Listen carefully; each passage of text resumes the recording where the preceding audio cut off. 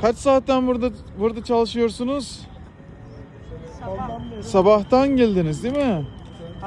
Ne kadar buldun? Şöyle çekebilir miyim acaba?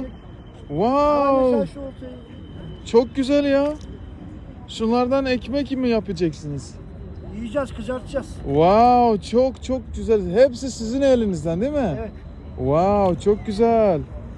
Ya insanlar like basın ya. Like tıklayın. Görüyor musunuz? Ne kadar insanlar burada duruyor. Çin'den gelmiş o birisi.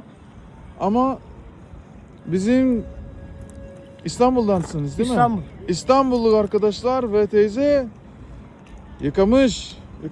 Ben de Türkçeyi bilmiyorum da.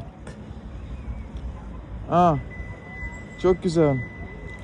Lütfen like yapın abi. İnsanlar izliyorsunuz bizim videomuzu. Like basın. Tıklayın.